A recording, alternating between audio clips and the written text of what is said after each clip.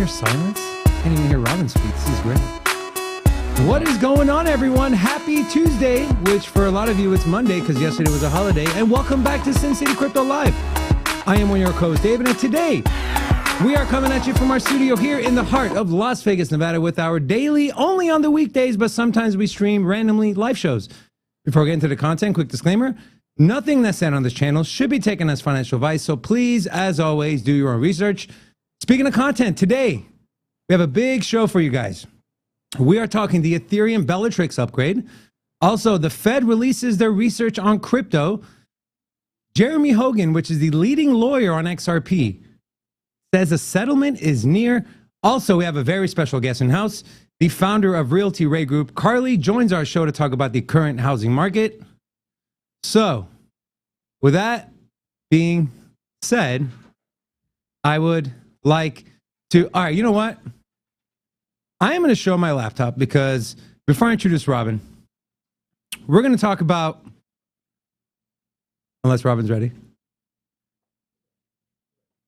Robin's ready in 3, 2, 1. I'd like to introduce you to your other co-host, Big Rob. What's up? Hola! It's your boy, Big Rob, back in the house. Welcome to Sin City Crypto. If it's your first time checking us out, we are an entertainment-focused cryptocurrency channel where we take the old, the boring, and the stale information. We package it up in a fun, sexy way. Also, here's Sin City Crypto. We don't just do live streams. We also do deep dives. And we also do shorts, and we're active on social media. Today, we'll be filming our first episode of Play to Earn. So if you're a gamer, if you're a fan of making money while playing video games, we got some good content in store for you. So one last thing. Can't do the show without showing this badass like button sign. How you doing? And so do us a favor, hit the like button because... we need them. Yeah. We like the likes. So does YouTube. So now, can we do some roll call? What do you think? Let's do some roll call. Roll call. All right. So we got first up in the... Let's see here. First in the chat. Guys, with the barbecue sauce. Come on, dude. Broke Yoshi first up in here. Can I get a round of applause for Broke Yoshi? There it is. And then we got R.A. Dango. We got Jimmy, Marky Mark, Jonathan, Jet Sharif, Blake, Brokioshi, Jason, Nordy, Hindi, Mervin, Crypto and Yogurt, Servando, K Factor, Stereo 2 on the ones and twos, and in the chat. Thank you, Stereo 2. Rocco. You're welcome. And then we got Tox, Crick Cats, Sean Burns, Rod. Is Rod new here? Rod. Rowdy Rod? No, we got a Rod. Hola! Welcome to Sin City Crypto. And then we got Cito. We also got Brian Hamilton, Fino, Eric Hardcastle, Big Chili Willie, Ding Dong Daddy, my favorite. And then we got AJ, Sean, and that about rounds it out. There you go. Yes. I did mention that we have a special guest, so I'd like to introduce her. We have Miss Carly Ray, the founder of one of the largest female-ran real estate brokerages in the state of Nevada. Carly, say hello. Hi. We are so excited to have you. Thank you so much for joining us. And we're going to get into housing, mortgages, real estate, and all that with you. We're going to talk some crypto. But first, I want to ask you, are you a fantasy football fan? Me? Yeah. I am a reigning champion like 4 years in a row. row. Are you kidding me? I swear to you, I know nothing about football. I'm just really good at it. Wow. Okay, so with that being said, I want to show you guys my draft. I want to show you my team. Rock, will you pull up my laptop if it's not already on there? So I had my draft. This was, and Carly, I want your opinion because Robin's not very good at fantasy football. So I had my draft. I was a 10th pick. And 10th pick PPR, 10-man league. And so this is my lineup. My quarterbacks are Derek Carr, Matthew Stafford. Yeah. I got Stephon Diggs, Hunter Renfrow. I also have DJ Moore, Brandon Cooks, and Darnell Mooney. My running backs are Joe Mixon, Javonte Williams. Rocco, stop. Are we really doing this right now? Just let me share my... Bro, we are a cryptocurrency show, man. I don't know what the hell is going on right now. I want some feedback on my fantasy team. Anyways. And then for my... I have Mark Andrews as my tight end. I also have Damian Harris, Mike Gesicki, and Cordero Patterson, Patriots defense. So just right off the rip, did I do a good job?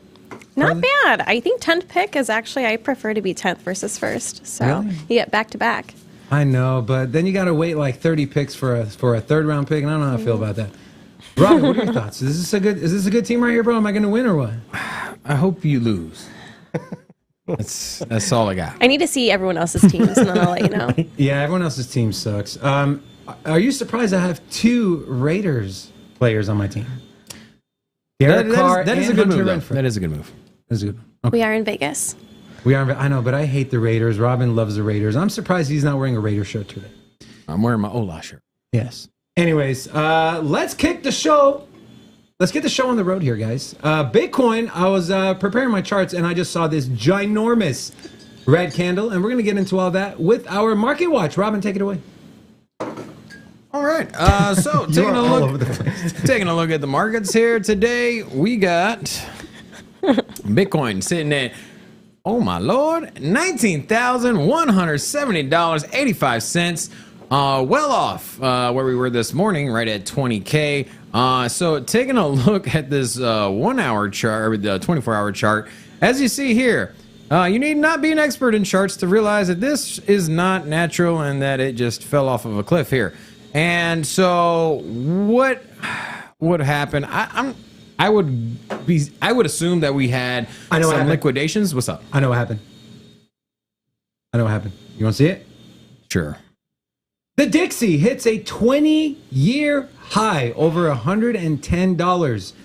Not familiar with the Dixie? It is the dollar index. It measures the dollar against other leading foreign currencies like the Chinese yuan, like the Japanese yen, like the British pound and the euro.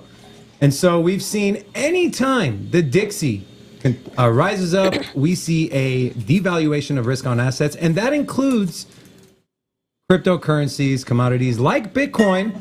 I'm curious to see what the stock market is doing, but we're not going to get ahead of ourselves. So, guys, no bueno. Obviously, all the foreign currencies are getting devalued against the dollar.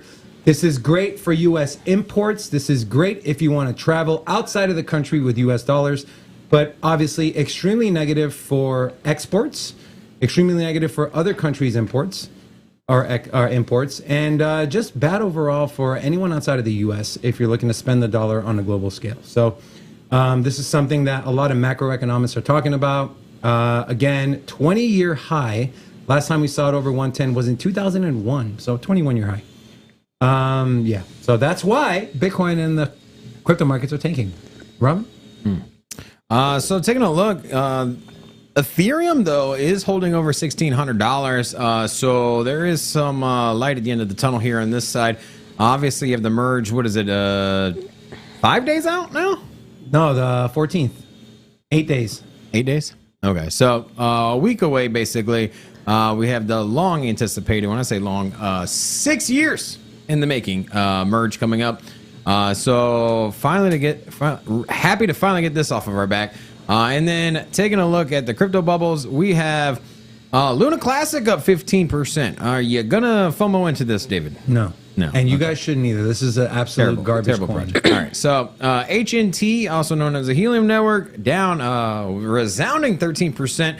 I wonder if this has something to do with them switching over their base layer chain to Solana or plans to doing so. Also, CoffeeZilla pretty much put a poo-poo video out on them. On Helium? Yeah. Basically. Also, big shout out to Chili Willy for a super sticker. Thank you, Will. We appreciate you. Which is gracias. All right. And then taking a look here at the Crypto Fear and Greed Index. Let's see here, guys. All right, so we got the Crypto Fear Greed Index is at 22, and we are in the extreme fear zone a little further down than yesterday. This does refresh in 6 hours, so I am... Do you think it's going to be in the mid-teens or the low teens? Are you thinking 15, 16, 17? I bet you it hits 20. No, well, you think it's going to be over 20? I'm assuming it's definitely going under 20. No, I think it'll just be at 20 tomorrow. Do you think it's only going to move 2 after we saw this giant dip in Bitcoin? Yeah. And you know the cascading effects, right? So once this thing hits like 18.8, all these leverage traders get liquidated.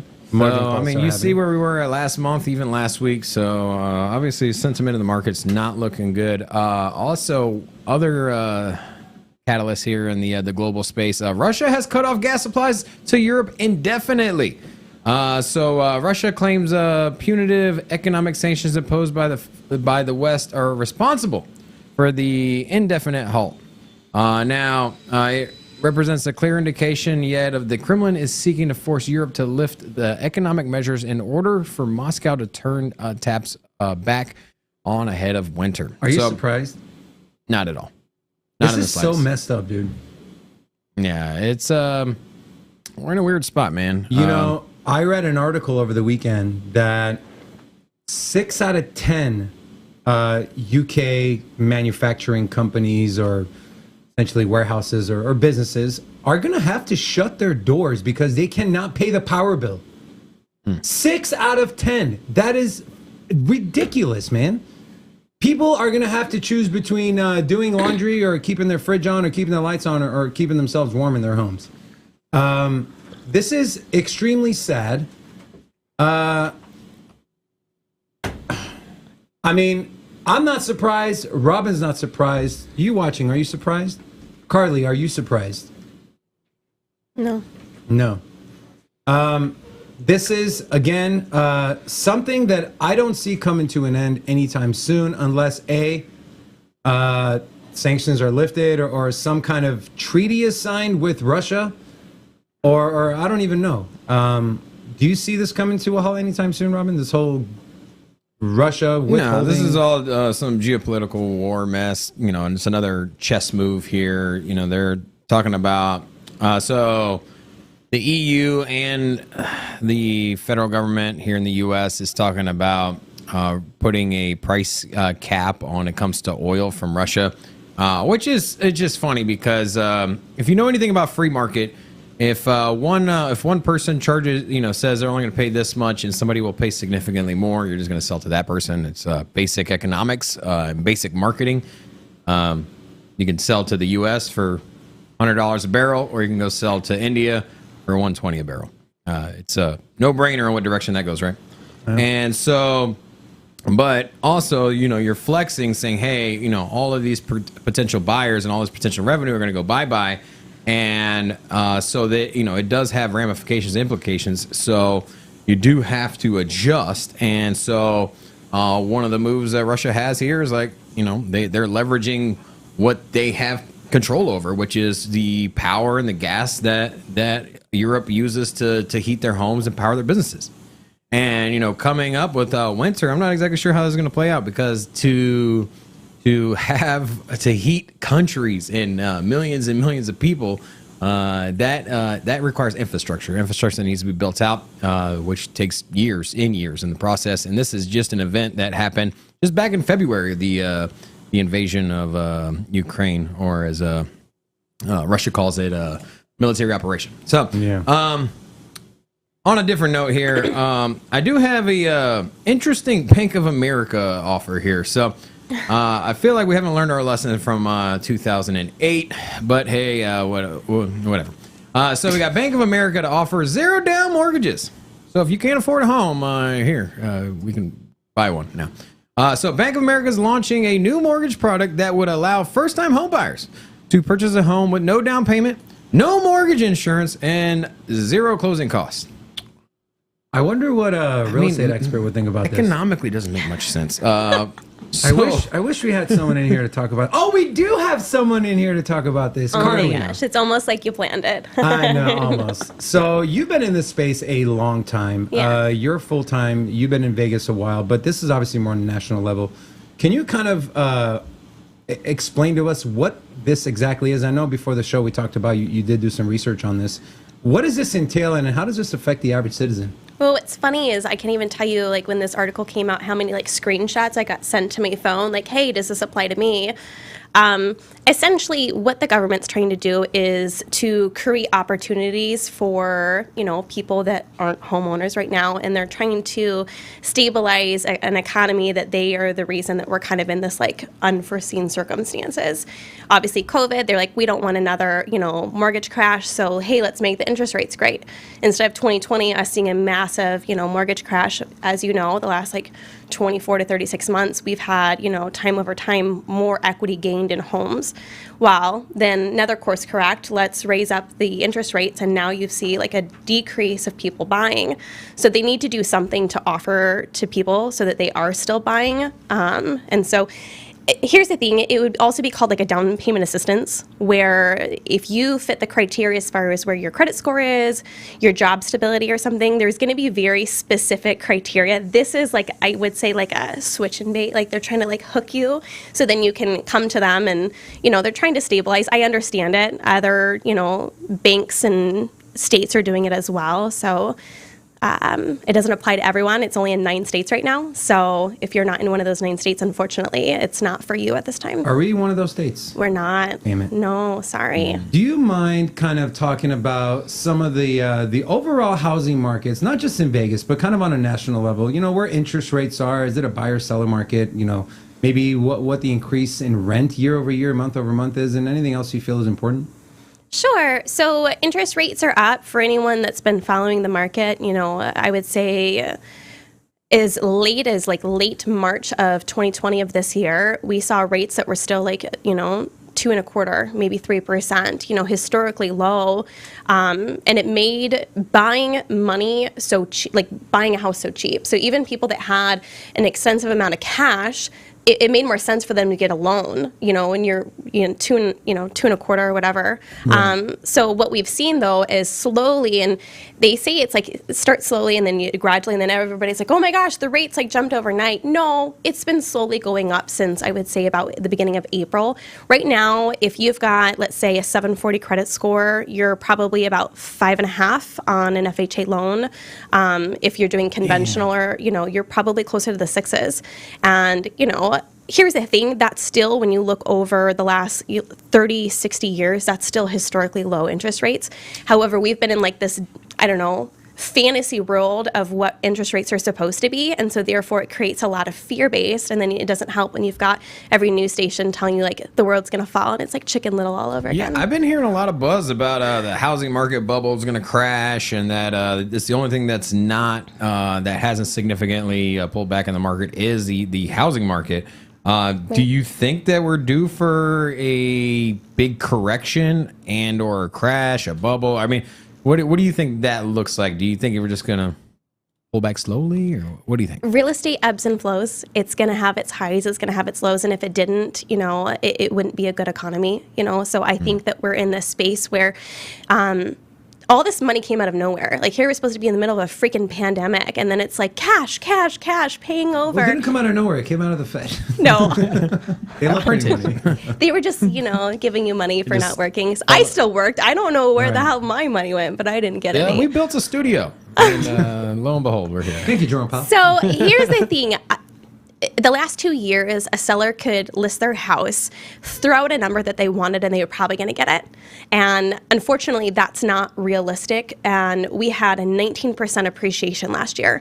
That's not normal. And so we are going to see, I would say, a bit of a pullback, maybe 10 to 15%. But it's more as if this is really what your house was worth. Your house was never worth that. And so going on listing appointments now, some sellers are just kind of like, oh my gosh, I feel like I missed the bubble. No, you still have an exceptional amount of equity in your house. It's just, this is actually what it's worth. That wasn't what it was ever worth. You never actually had that. And people feel like they just like lost money out of their bank account, and that really wasn't happened. But what's interesting, though the rates are higher, it is still more financially important for you to purchase than to rent, because if you were to try to go get like a 2-bedroom rental, let's say up in Summerlin, for example, it would probably cost you about $2,400 for a 2-bedroom apartment. So if I could go find you a house. Those are New York City numbers. It's insane. Like, honestly. And how much can I give her a roommate? Somebody trying to be roommates. How much Cardano can I give her? Yeah, I mean, so it's we're in this weird just kind of like swing where you're going to date your rate, you're going to marry your house, and we're going to foresee probably rates to do a little bit of another course correct once they officially have decided we are in a recession. Every 20 years, if you look at, hey, we've announced we're in a recession, all of a sudden then the rates start coming down. They can't stay this high forever because people can't afford them. So if you're looking to buy, I would say wait till fourth quarter, maybe even first quarter next year, and I think your rates are going to be better. Here's and I agree with everything you say, but here's what I think is different this time. Is this time inflation is ravaging not just the U.S. dollar, but currencies across the world. So typically, what you're saying, which usually does happen, is when we're in a recession, which, by the way, are we in a recession, Carly? Do you think we're in a recession? The definition of a recession is essentially like we're starting to do small declines. However, we're still progressing. Houses are still selling. So yes and no. I don't think that we're full blown in a recession quite yet, in my opinion, in Vegas. Now, with the Dixie being is such out of whack right now, what I'm curious is, there was a lot of foreign investors that were buying houses here in Vegas in 2008 during the crash. I know Japan and China was really big on purchasing real estate at fire sale prices back in last decade. Is that still happening, or are you fearful that if the global economy? Because right now, when we opened up our show, we were discussing the strength of the dollar, and which the Dixie measures all other currencies against the dollar. Basically, it just shows economic situation around the world. Do you think the exodus of the foreign real estate investors is going to have a huge impact when it comes to the housing market here in the U.S.? A good question. Here's the thing we're still seeing. I put 3 things in contract over the weekend. They were all investors. Investor rates, don't even look at them. You're probably 8 or 9%.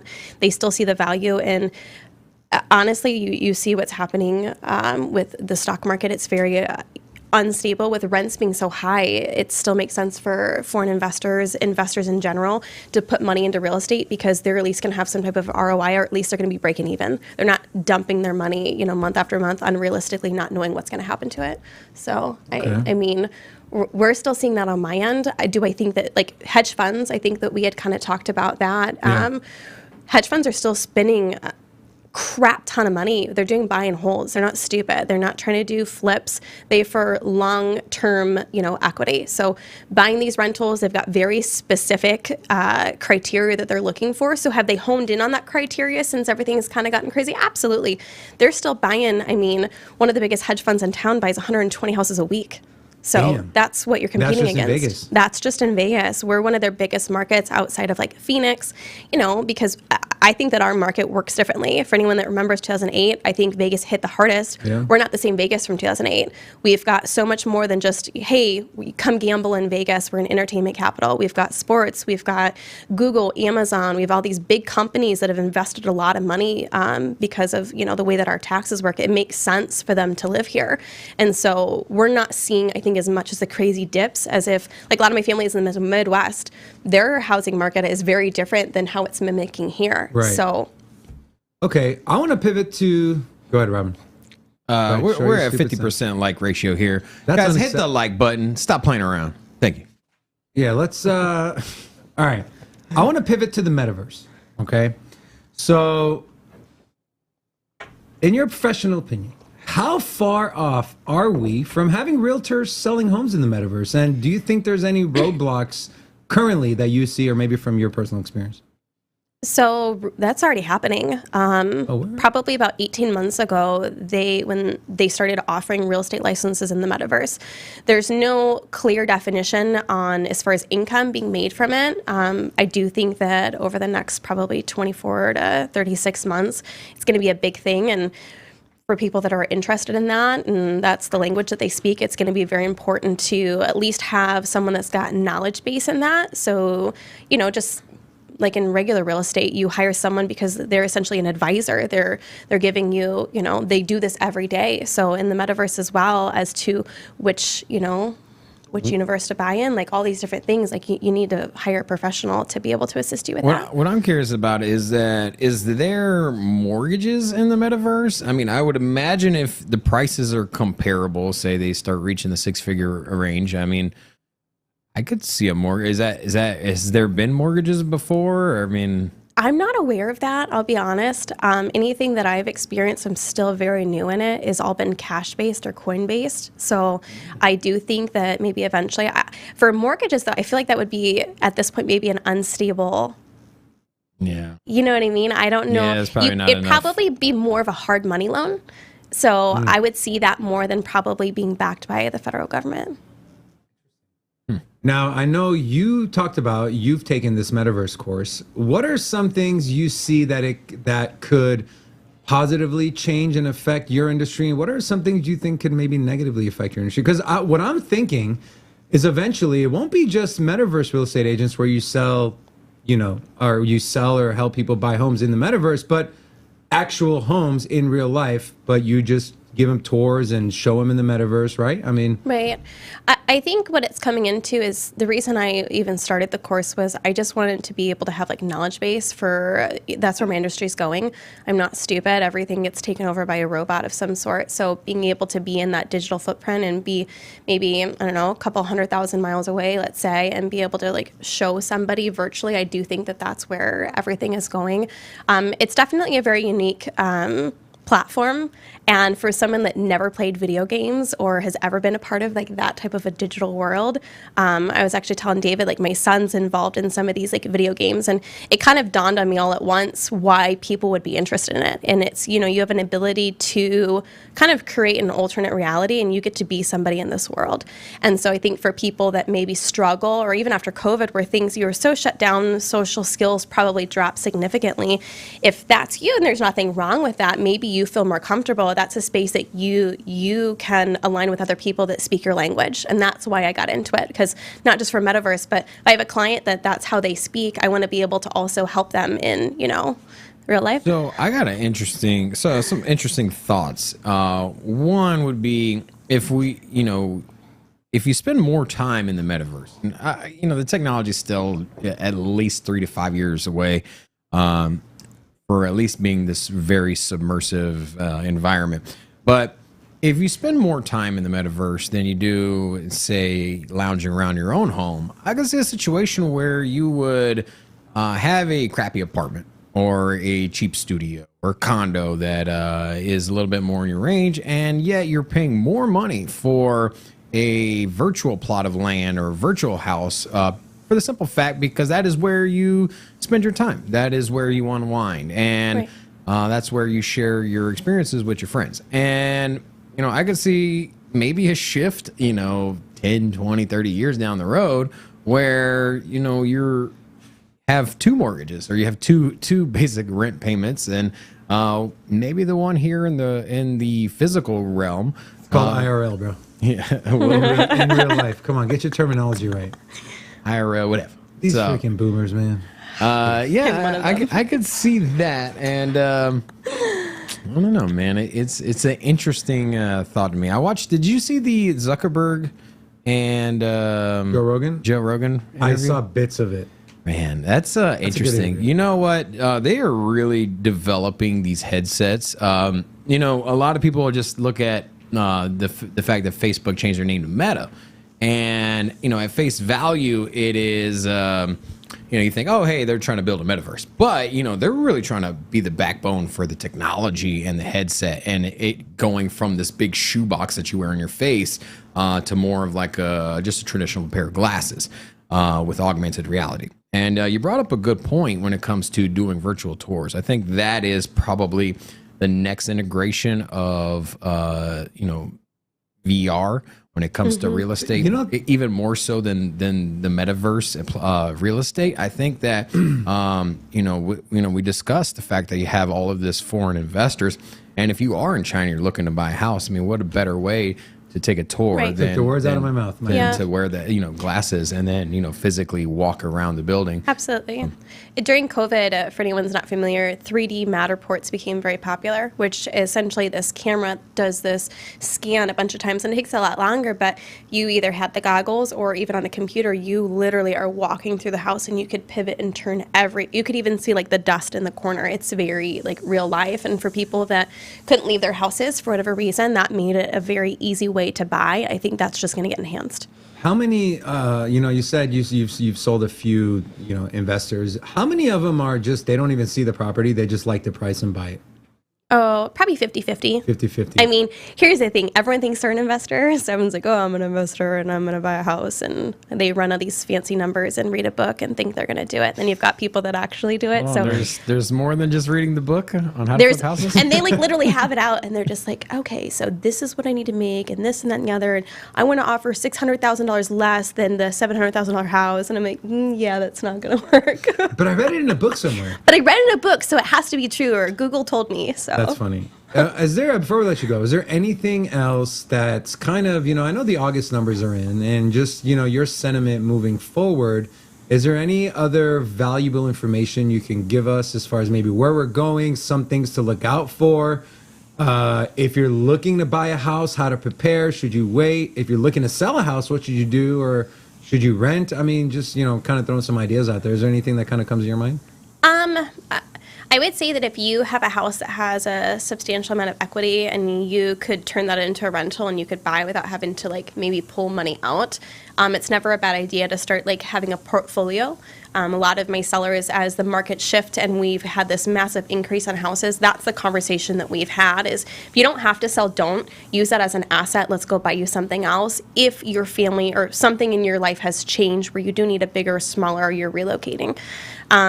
As far as like to any like the buyers out there, this is kind of your time to shine. Never in 36 months have you been able to go look at a house and essentially buy that house for what it's listed at. You're not spending 60, 70, 100. I've seen $150,000 over the list price. That's makes it very, and people are betting this. They were willing to pay over the appraised value of that. Now you're in a market where, yeah, your rates might be higher.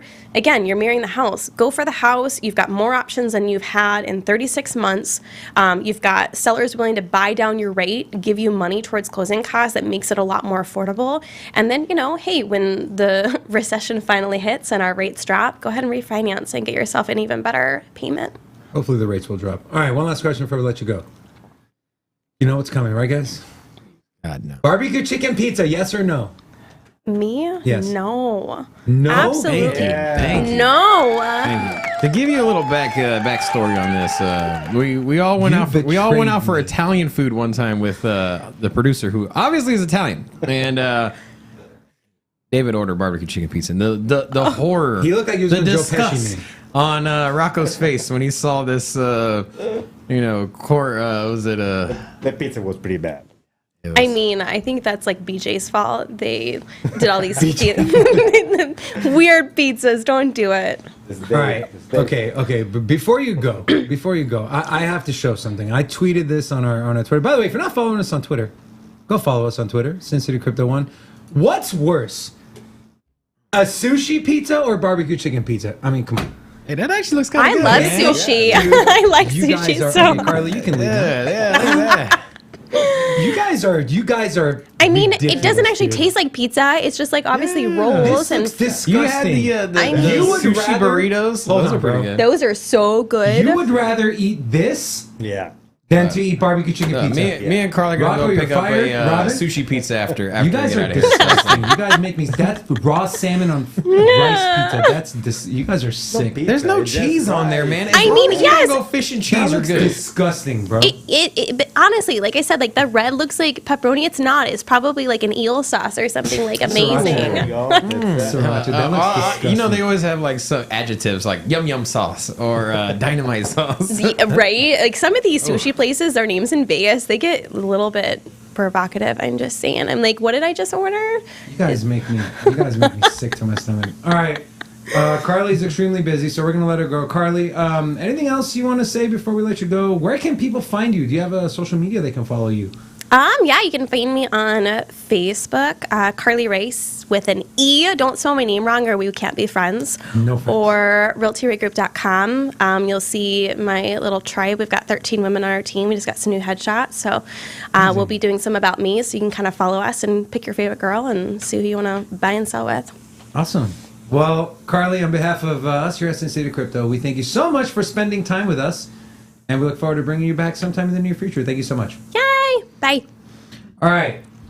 We're going to start right into our biggest news of the day. And let me just get set up here. Let me go out of this pizza thing that's making me sick to my absolute stomach. All right, so this was in our title. It was in our thumbnail. If you remember, this was, I believe, in March of this year. President Joseph Robin Biden. I mean, whatever his name. Robin Biden. Yeah. Joseph Biden came out and said, SEC, CFTC, Commerce, Fed, I want you guys to research crypto, blockchain, CBDCs, and report to me in 6 months. Well, guess what?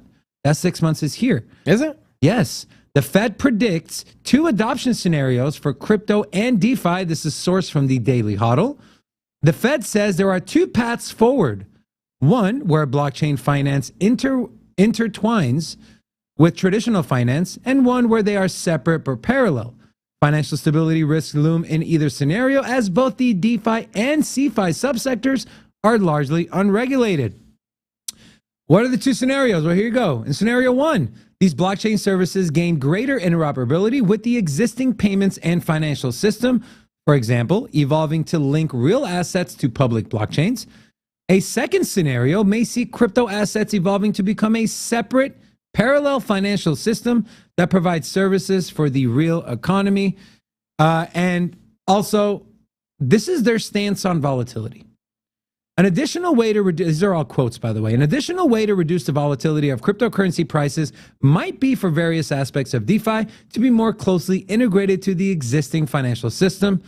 Also, this approach could take the form of the 2021 proposal that stablecoins should only be issued by insured depositories backed by deposit insurance and central bank liquidity facilities. Finally, the creation of a CBDC that becomes available on public permissionless blockchains such as Ethereum. So the Fed, this is from the Fed. This is not a random article someone wrote on Cointelegraph.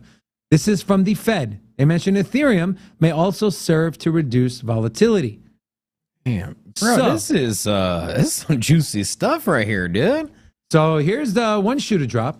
Okay. All right. First of all, let's go back to the scenarios. Okay. Yeah. Which of these scenarios, Robin, would you like to see, or do you think we'll see? I'm going to start off by saying that the Fed,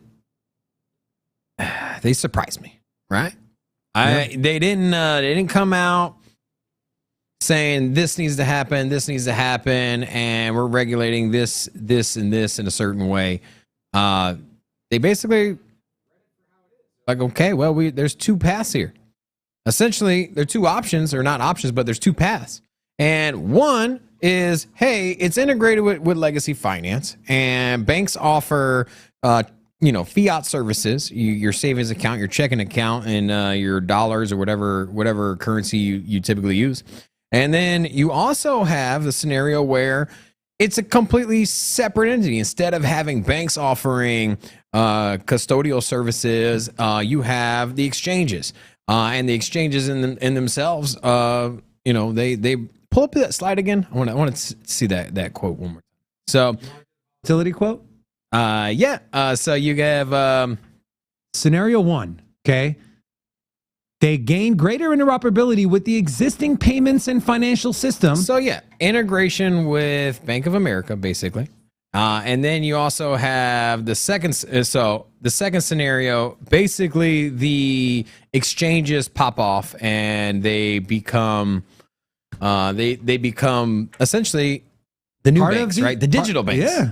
And so I don't know, man. I'm just surprised that they didn't say, "Hey, we need to regulate it this way. Right. This is how it needs to be done." They just had an open-ended approach. They were like, "Hey, 2 ways this can go. One, banks will integrate it. 2, the exchanges will turn into new digital banks." But what really got my attention was the reference to the Ethereum network. Yes. To reduce volatility. Do you think Jerome Powell is holding some ETH? Hell yeah, he's holding some ETH, and he's pumping that thing up before the merge, bro. Okay, in all seriousness, what would you like to see? Would you like to see crypto and blockchain integrated with the financial world we're in now, or would you like to see it just be its own entity but run parallel with traditional finance? It's what do you want from what do you want the landscape to look like? That's the question here. You know, do you want, if you want banks to offer crypto, hedge funds, ETFs, you want a full integration option, you know, scenario one, which the Fed said, you're gonna get a massive amount of regulation, right? Because the institutions that offer those services are heavily regulated from top to bottom. I mean, you look at the banking situation. You look at Bank of America. You look at Wells Fargo. You look at the central bank. You look at hedge funds, and look at all those players. They are regulated top to bottom, constantly under the scrutiny of the SEC. And so, if that's the direction you want, which I think is probably more realistically the direction that we're going, then you're going to get a lot of regulation. There's no way around it. And so, or they could stay out of it, and then the exchanges could just strictly stick to crypto, and they could be the digital bank. But so the thing is legacy finance, these banks aren't going to pass. They're not going to sit back and watch money leave their bank accounts and go elsewhere and not try to capitalize on it. They're not going to lose money month to month. I mean, you're seeing it now with the development of crypto-related services throughout the legacy finance, you know, one institution after another, whether it's hiring teams that are, you know, experts in crypto, or it's, what you laughing at? ¿Qué pasa? Can you highlight Jimmy's, I hope they kept the report go up, Rocco? I hope they kept that report shapes and colors, or he ain't going to understand.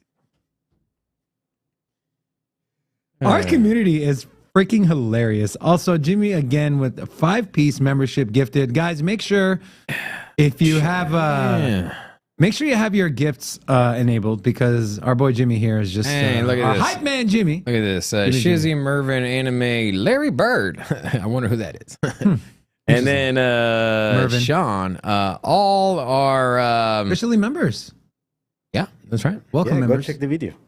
Yeah, we got a bunch of cool members only videos. Yes. Rob, I want to touch on I want your opinion on one thing. What's that? Gary the Gun always says, volatility, one of the reasons we can't approve a spot ETF, blah, blah, blah. So the Fed says an additional way to reduce the volatility might be for various aspects of DeFi to be more closely integrated to the existing financial system. Do you think this... is this like a good idea? Staking in derivatives, sharing the same regulatory properties let's say stocks. Let's say a company like Celsius has to register as a broker dealer and be regulated somehow. Here's the thing. That is where we're going. And you can sit here and watch 1,000 YouTube videos, and everyone's gonna beat the freaking drum and be like, "No, we don't need this. That's not what crypto's about." But like, here's the thing. You want to sit here and get all hyped up when JP Morgan Chase or BlackRock or one of these big institutions or Apple or whatever it is, when these big companies come into our space. If you're hyped up about that, then you understand that you're not playing in the little degen space no more. That like the big leagues. Yeah, that little theory of where you're like, hey, I'm just gonna unplug from the traditional system. I'm gonna do my own thing. I'm gonna be unbanked. I'm gonna have my own. I'm gonna pay for everything in crypto, and I'm not playing the game for the not plugging into the system and playing the Fed's game. That's where we're going though. That's the direction that we're headed. And as bigger institutions and bigger players, central banks and legacy finance, stock market, that's where we're going. That's whether you like it or not. And here's the thing: if 90%, let's just say the Bitcoin ETF passes, right? Let's just say that passes. Eventually, it will. What happens if 90% of the trading volume for Bitcoin is done on the stock exchange? It's essentially controlled by legacy finance, right? Yeah. And Well, will the numbers get that high? I don't think so, but it wouldn't surprise me. I mean, the S&P 500 is a $44 trillion market cap. Bitcoin is 300 billion.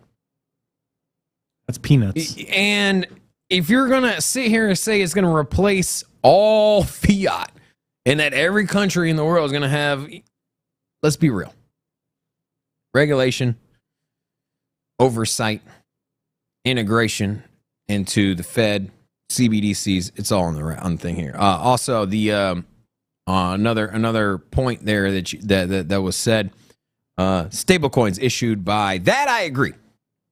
And it is kind of so says there, proposal that stable coins should only be issued by insured depositories backed by FDIC? deposit insurance. So You agree with this? at face value, when you read this, it sounds kind of scary. Like, hey, man, you know, the banks are going to control, essentially, like, first thing I take out, banks are going to control stable coins. But here's the thing. A stable coin is essentially a backed dollar, right? It's a digital dollar. It's a digital dollar. And if you're going to offer that, I think you should have it locked up and be accountable for it. And it should be audited. And what a better way to lock it up, be accountable for it, and audited than to be FDIC insured or be registered as a bank. I mean, that's the direction we're going. It might not be what y'all want to hear. Look, there's for stable coins only. Let me play devil's advocate. There's already protocols in place right now, like proof of reserves that Chainlink runs, that essentially, let's say you have 10 grand, you're like, all right, what stable coin should I go into? You can run a proof of reserves. Okay, but what stops Tether from printing $1 billion worth of tokens? What stops the government from doing the same thing? Yeah, but here's the thing. Yeah, We're but here's supposed the- to be fixing this. Okay, yes. So- But here's the thing. If you use proof of reserves, you can see, all right, they just printed $1 billion. What do they have back I'm in that not $1 billion? saying you can't go and audit it. But here's the thing. All I'm saying is you don't need the federal government to if audit. If you're registered with the federal government as a stablecoin issuer, and the Fed is like, hey, they are registered with us, we audit them, they are backed 1-to-1, or at least whatever ratio you want to use. 90% of it is available or something like that by either dollars or comparable assets, form of bonds, basically. I'm okay with that. And it holds them accountable. Maybe my stance has changed as of lately, but seeing the mess that we went through with the Terra Luna collapse, and obviously that's algorithmic, but here's the thing. That happened, so now by default, we're going to use regular stablecoins. Yeah. And that USDT collapse, I don't want that crap to happen on Tether or Circle. Because if that does, that Terra Luna collapse, that's going to be a drop in the bucket compared to the tidal wave if Tether collapses. If Tether collapses. And that'll set our industry back 5 years. Yeah. Guys, I'm curious. Chat members, if you're watching, I'm curious. Would you rather use proof of reserves to audit the stable coins yourself, or would you rather have the government step in and make people submit applications or whatever the case may be, say, hey, each dollar is backed by a dollar? What do you think? You want government or decentralized? Do it on your own. If you can pick and choose, be like, here, Fed, just take the stable coin. Leave everything else out of it. You know, I know that's a lot to ask for, but if that was something that was on the table, be like, all right, look, we'll bargain here. You guys regulate these stable coins and leave us the hell out of everything else. Yeah, that would be juicy. You trust them? I don't trust them. All right, moving on. Today, huge news. I think it's actually going to happen, guys. The merge is actually going to happen because guess what? The first out of two, essentially, what is it called? The upgrades. So you have Bellatrix and Paris. Bellatrix gets the nodes in line. That happened this morning. And 74% of the Ethereum nodes were merge ready as of yesterday. This is sourced from Cointelegraph. As many as 73.5% of Ethereum nodes are now marked as merge ready ahead of the upcoming Bellatrix upgrade for Ethereum, which already happened. This is a quote from the Ethereum Foundation. Node operators will be stuck on an incompatible chain following old rules and will be unable to send Ether or operate on the post-merge Ethereum network if they don't upgrade their clients to be merge ready. And just a kind of a timeline of the merge. In blue, you have off-chain, and then red and green, you have on-chain. Obviously, we had the testnets, the Ropstein, Sepolia, and the Gurley, which the Gurley is we're already in there. Now, the TTD, the terminal total difficulty, is supposed to happen around between September 10th and the 20th. And you can see the proof of work chain, which is in the red, that is set to merge, and that's exactly how it's going to happen. So if you're a techie or a nerd or you like this stuff, here you go. Leave stuff here for a couple minutes. But guys, all that's left is for the Paris upgrade. And when the Paris upgrade happens, that's it. And the first block gets created on proof of stake. That's it. Ethereum now, because it goes through a 99.95% energy reduction.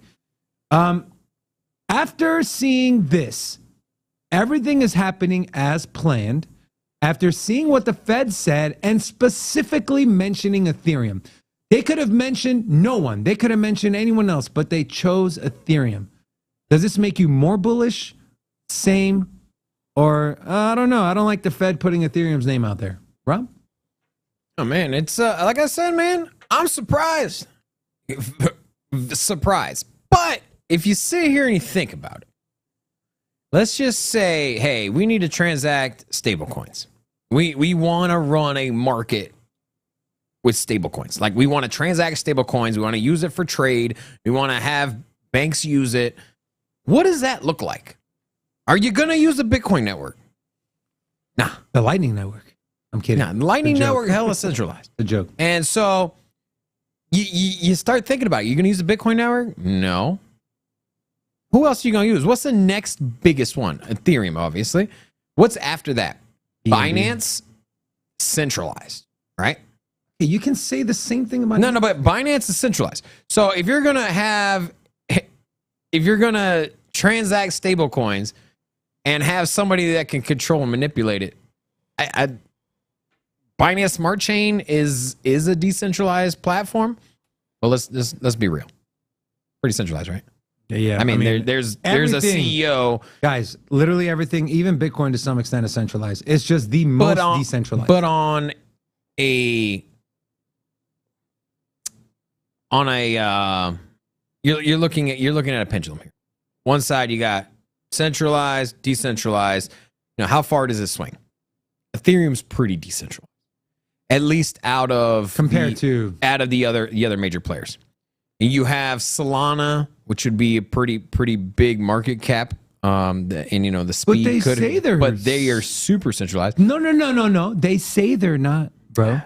On their website, it says they're the most decentralized. And then also Cardano, but I don't think there's enough. You see, even these two, Cardano and Solana, you're talking about $11 billion worth of market cap for Solana, $16 billion for Cardano. And so nowhere near enough liquidity to move around a massive amount of money that would be required in running an economy, basically. Also, we got Carl Worrell. Hola! Welcome to Sin City Crypto. And then Jesse Orzuko. He's been here before, right? Orozco. Aros. Do you like Orzo?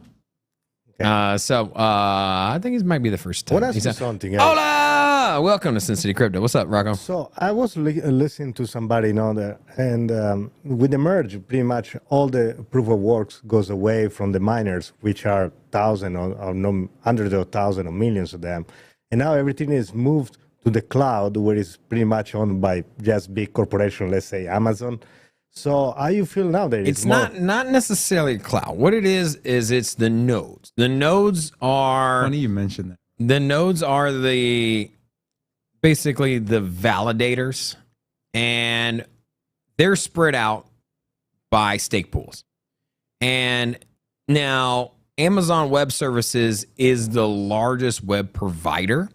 So if you just take, say, 1,000 nodes, who are they, where are their servers plugged into? More than likely is going to be Amazon Web Services by just chance, obviously, because you have a higher percent chance of each node being on that web service because they're the largest.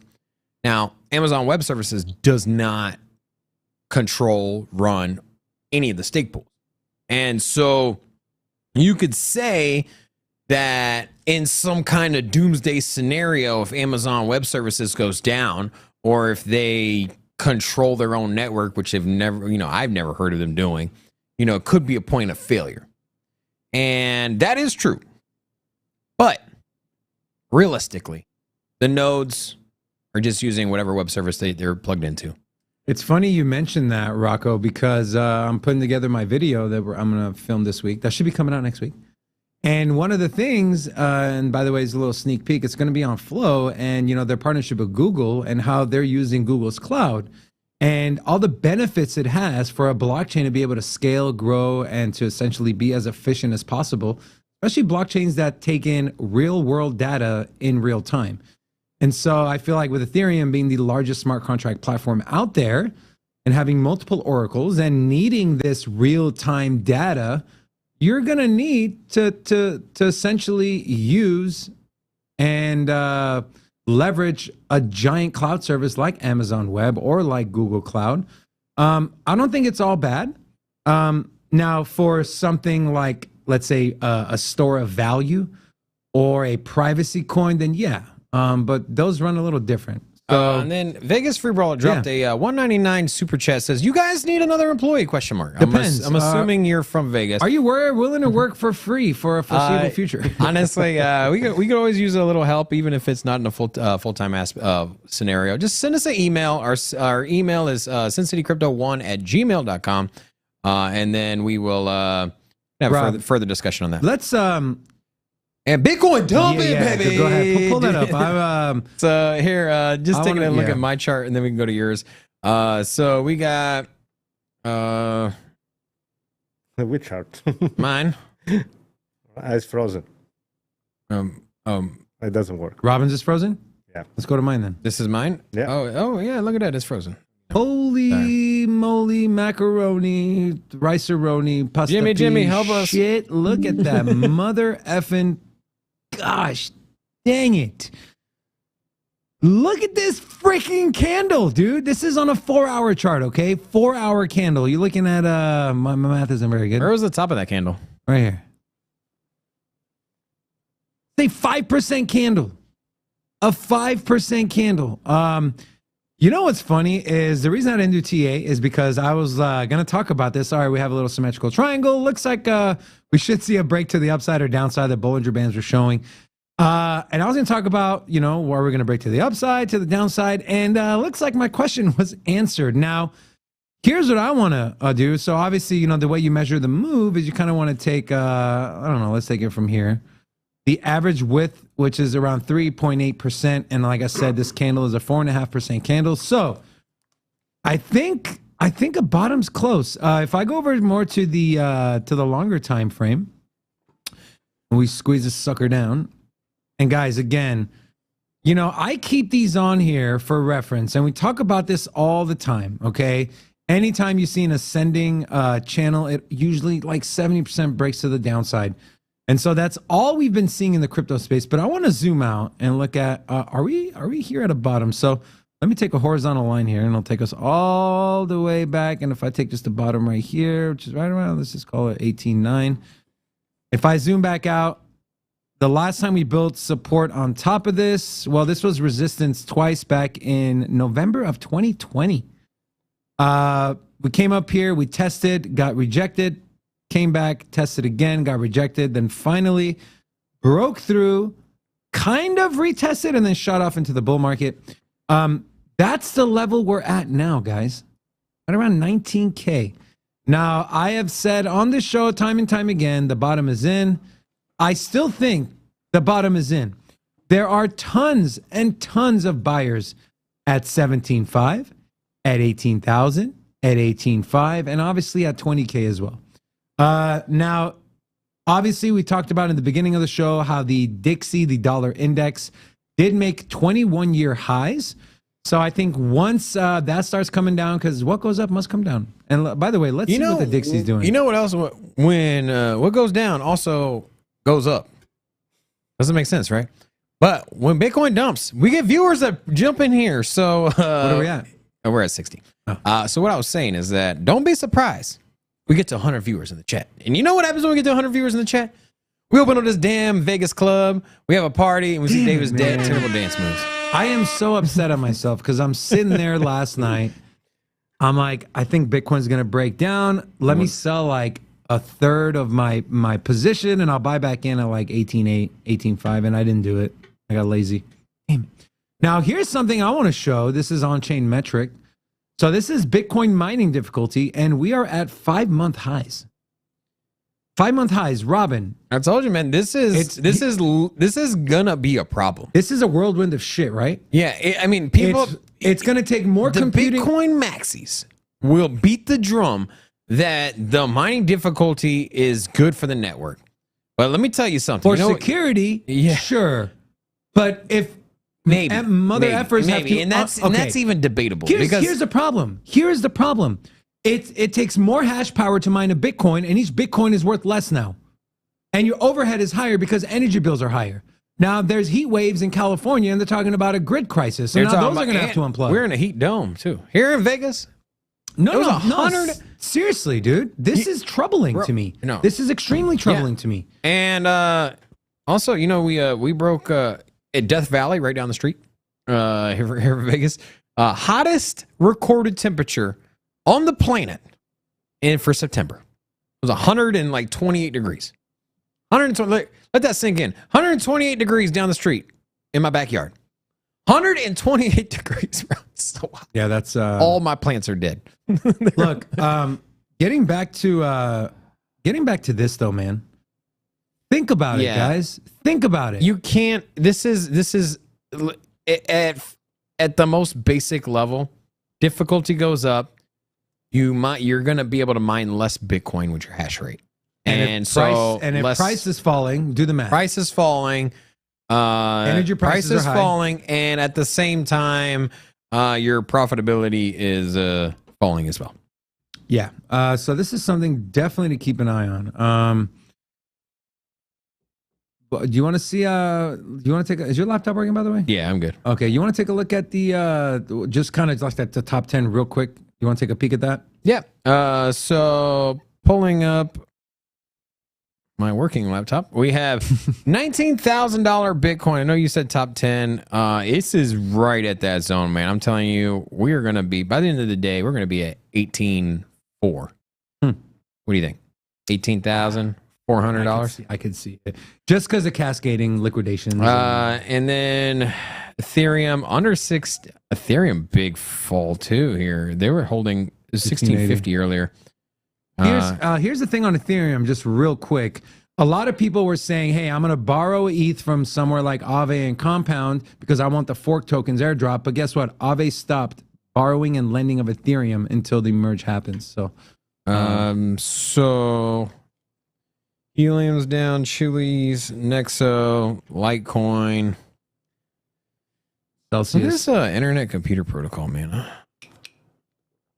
I want to buy some of this. I just don't know when. You probably get a better price point if you just wait. I mean, this is a pretty good price point. I mean, yeah, that's not bad. Like, when should I buy? I don't know. Never. Don't buy. You know, the amount of partnerships that ICP has is mind-boggling. It's so much institution behind it.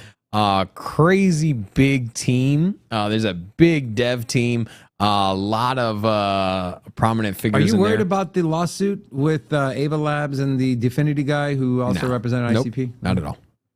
What's XRP at, real quick? XRP. We got some XRP news. Oh, yeah? Yeah. 32 cents. It flipped Cardano again, huh? Yeah. So Cardano flipped XRP over the weekend, and then XRP took number 6 back. So Yeah, I mean, a great time to buy. I mean, anything you're really looking at right now is a good time to buy. So, Speaking of XRP, a crypto legal expert, Jeremy Hogan, says XRP settlement between the SEC and Ripple could be imminent. This is sourced from the Daily Hodl. Attorney Jeremy Hogan says the SEC's allegations that Ripple sold XRP as an unregistered security could be resolved as early as this month. According to the lawyer, now is the ideal and logical time for the parties to reach an agreement since both sides have laid out their case. Now, should they? After all the time and the money spent, money lost, the black eye on XRP being delisted from every exchange in the US, essentially hindering their growth. After all these years and everything I just mentioned, should they settle? Should they keep going? Rocco, will you create a poll on that, please? Yeah. So what do you want me to ask exactly? So Should XRP settle with the SEC? Yes or no? it's a no, but I'll write it down. Write it down. Yeah. So What do you think? I think that it's been XRP it doesn't want to settle unless everything is clarified, because otherwise it's going to be all this money being lost for nothing. So the idea of the settlement with the SEC is okay. We're going to settle if you tell us that we have clarity, not just for us, but all the crypto world. So that's how it is. So you're saying if in the settlement there's clarification and SEC essentially says, okay, XRP is not a security, but blah, blah, blah, you think they should take the settlement? Yeah, if we clarify everything, yes. Otherwise, it makes no sense for Ripple all this money they spend for it. And yeah, but imagine winning the case. Okay, but how much more money are they going to have to spend? And think about opportunity cost. The opportunity of obviously once this case is finished, the price of XRP is going to soar. I mean, that is almost a given, I would say. Between exchanges running to relist it and having to buy up XRP for liquidity, between people FOMOing in, between other people, other companies who've been looking to partner with Ripple and XRP, but just haven't because they're afraid of what this lawsuit, how it'll unfold. So all that is going to push the price of XRP to new all-time highs. So my question is it worth it? The opportunity cost of waiting and not settling. What if this drags on another 2 years? That's 2 years of lost revenue, lost money, right? I think they're already running like the case. No, it's been like 2 years. They've already been running with the low price as possible. So what, 2 more years? I don't think that the Ripple cares about. I mean, it cares, but doesn't. It won't compromise. What do you think, Robin? Should they settle? This lawyer is saying, hey, this is the perfect time to settle because both sides have laid out their arguments. settling is usually the defendant. Is usually the best route. And it's in the defendant situation is probably the smartest thing to do. But here's something. Should you? Hell nah, man. You already done. You've been dragged through the mud. You've been punched in the face. You've been set back 2-3 years. You missed all-time highs. You missed the rally. You missed tons of partnerships, and it is all because of the SEC's frivolous case. They didn't do nothing different than Ethereum, who got the green light and the thumbs up. Nothing different. They said they had the same roadmap, the same rollout, the same ICO that all these other green light freaking projects had. And they, for whatever reason, got ousted. And they got set back hard. Real hard. And they didn't rally.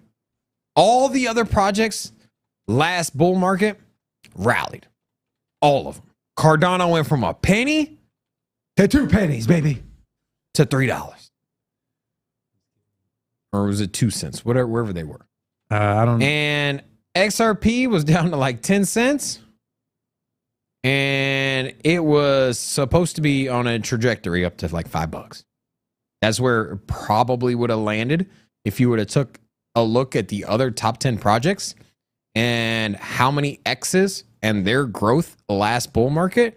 XRP should have been a $5-10 project at the height, and it should have probably pulled back to $2. And that's where it should have been if there wasn't for this lawsuit. Yeah. And so if you settle now, all that was for nothing, man. What if XRP settles if XRP settles and it's the catalyst to the next bull run? No. Is that possible? No, because the lawsuit should be over. Now, there's a lot of shoulds and what ifs, but should be over by early next year. That's when it's and there's really not much. And as you said, there's really not much else you could bring to the table.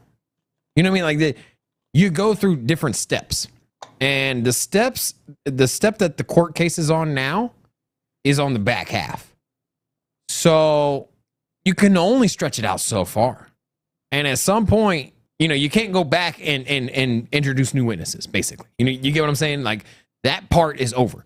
So you going through the motions, and it is towards the tail end of this lawsuit, and it will be resolved sometime soon. You've already been dragged through the mud for 2 years. What is another 6 months? What is another 9 months? I mean, at worst, what is one more year? Already went through 2. And hey man, don't back down. Don't be no punk. I'm just saying, don't be no punk, man. These bullies, bro. The opportunity cost of not settling, and if it takes another year, 2 years, that's all I'm saying. I'm not saying they should settle. I'm just saying, you got to look at both sides. But they still make also contract with other nations, and they I even know, with the but US government. So you're talking about the largest economy in the world, in the U.S., and they can't do anything. but they're still working with the government too. Yeah, Even though there is a lawsuit. I know. I think they're going to get a nudge. The SEC is going to get a nudge from the federal government that, hey, stop it. Just take the L and move on. All right. Other big news. Cross-border crypto settlements get green signal from the Bank of Russia. I know this is the most flip-flopped country in the world. This is sourced from Bitcoinist. Russia's central bank has admitted that cross-border crypto transfers are next to impossible to avoid. Thank you very much. The central bank has adopted a different approach when it comes to regulating the crypto industry, and the Bank of Russia aims on working with the finance ministry in order to legalize it for international payments. Now, why the change in stance again? After Russia's invasion, there has been a change owing to the economic penalties from the West. Vlad, which is Vladimir Putin, has not been on board with the idea of using crypto for trading energy resources such as oil and gas because, quote, it was still premature. Guys, this was only weeks ago. And now all of a sudden it's matured. Crazy how that happens, huh? Also, Russia, one of the reasons they were so against this was because they wanted to safeguard their ruble as the only legal tender in the country. Now, there was news coming out that Russia is buying missiles and artillery from, I don't know why I said it like artillery, from North Korea. Rob, are we going to, okay, so they're going to start accepting crypto as payment. Are we going to start hearing the old narrative of, oh, Bitcoin and crypto is only used for bad things, they're used to evade sanctions? Are we past that, or is this what we're going to start hearing again? Well, there's not enough liquidity to evade sanctions on a $1 billion level, right? And so Russia's a pretty damn big economy, and so you're not going to evade sanctions. So that's off the table. But here's the difference. You still got to use a dollar as the go-to price to sell and buy goods. You got to hold the dollar. They can't buy any dollars. They don't probably want to buy any dollars. So why would they hold dollars anyways? So obviously, what is the fix? You either get the other party that you're transacting with to buy rubles, which they're probably not interested in doing, or you find an intermediary, some form of exchange that isn't controlled by any government, that is easily purchasable on both sides, Crypto. It's an easy fix. The only problem, the only pushback, and the only realistic thing is just the sheer liquidity. Because they are transacting billions of dollars daily in oil trade and energy trade. There ain't enough liquidity. Unless you're doing stable coins, and even then, the infrastructure ain't even set up for that. So you can sit here and say crypto adoption is coming when it comes to facilitating cross-border payments and in the trading of commodities. But it ain't set up yet. At least not on that scale. And so they identify it. I mean, what do you think? I mean, here's the thing. If India said, hey, we want to buy oil from you, we want to use crypto, can they even do it? It's say $10 billion. Is it even feasibly possible? Not really. Yeah, that's a good point. I mean, That's the problem. so how do you fix it? What about 10 years from now? Market adoption. 10 years from now, yeah, for sure.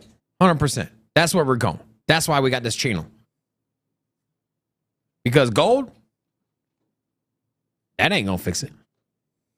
The dollar, doo-doo. I mean, well, okay, Rob. What for countries to be able to transact daily and exchange? This is the order of events. Where do you want to see? Where do you want to see? Order of events. This is how it works. Treasury assets by institutions. So Apple, Bank of America, they just hold crypto. I'm not even talking about facilitating payments. I'm just talking about like, hey, what Tesla did. We want to buy and hold $1.5 billion worth of Bitcoin. Okay. You do that times $10 billion worth of Bitcoin, times 10 companies, $100 billion worth of Just Bitcoin. say a third of the S&P 500 companies. And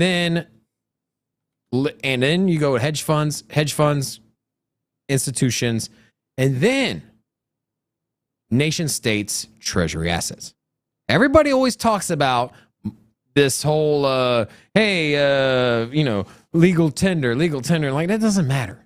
Legal tender don't matter. Legal tender in El Salvador don't matter. Legal tender in Brazil don't matter. How does it not matter? I'm not saying it's not good for the direction of Bitcoin, but to fix the problem that we brought up, doesn't matter. What matters is a chunk of your economy gets preserved in Bitcoin. Instead of using a savings account in dollars, instead of buying bonds, instead of buying gold and holding trillions of dollars worth of gold, which nations do, there is a handful of nations that have trillions of dollars worth of gold. All you need is them to hold Bitcoin instead. Right there. So then what happens to gold? It just becomes what? Just jewelry? It becomes less of a factor. We're moving into a digital age. You don't need gold. Here's the thing. You want treasury asset, you want to preserve your value, you hold indestructible commodity. It's either gold or it's Bitcoin. That's it. It's that simple. And then from there, you have the liquidity. From there, you have enough money locked up into the system. And then once countries have it, then the central banks will use it to leverage payments and to facilitate payments. And from there, institutions will start using it because it's more mainstream. And then you can buy and sell $10 trillion worth of oil from one country to another. That day is coming, especially with the collapse of the dollar, because that's what's happening. Don't kid yourself. You think the dollar's collapsing? It's down 10%. The dollar? Right? Talking about the U.S. dollar? The U.S. dollar, inflation, 10%. Yeah, but if the dollar's dying, then there's going to be no foreign currencies. Well, that's why we're doing this show. Because fiat, doo-doo. Crypto. What's the opposite of doo-doo? Sushi pizza? Or barbecue. Barbecue chicken. That's it. If you, every piece of our lives have been fundamentally changed and improved through the form of adoption of efficiency and the technology, the digital age.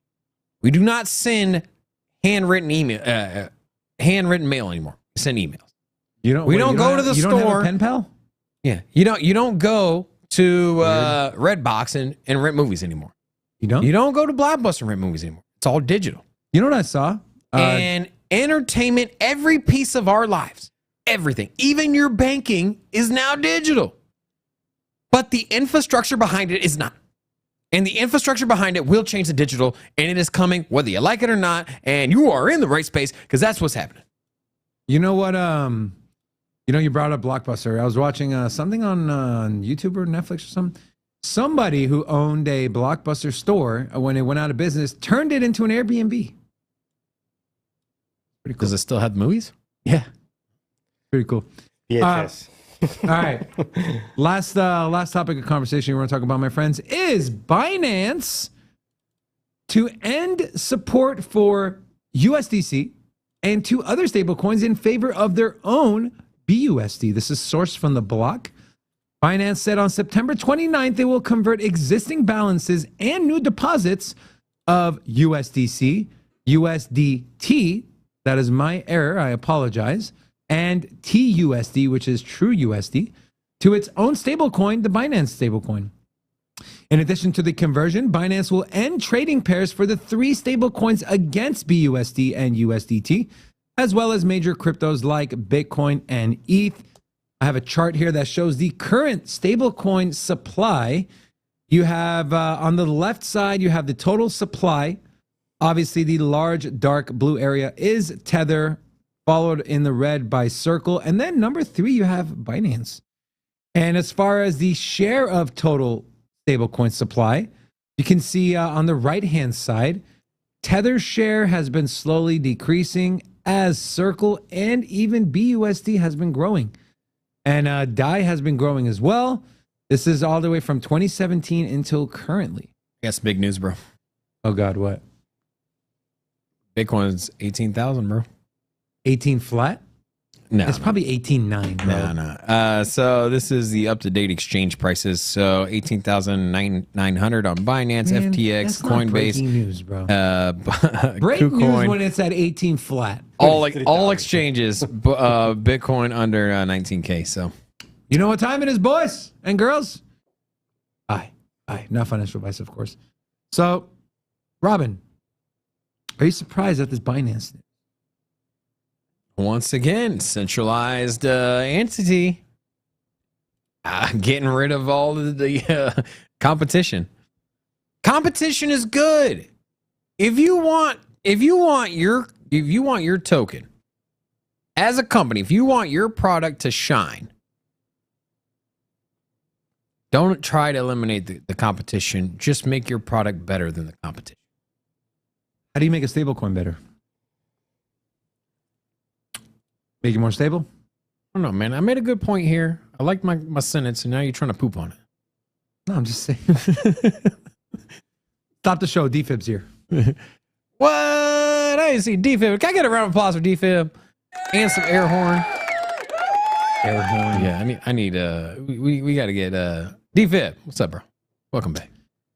You know, this whole converting it into BUSD, I think that's going to kind of backfire on Binance. But what I see happening is a lot of people the ones that don't want that to happen, we're probably going to pull their stable coins and other crypto assets off of Binance. I can see that happening. It's not good. Here's the thing.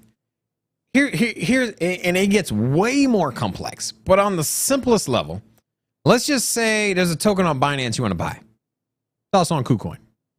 Like everything that's listed on Binance is on KuCoin. And let's say you have your USDC on your MetaMask. All right. Now you got to send it over to Binance, and then you got to sell it for Binance BUSD.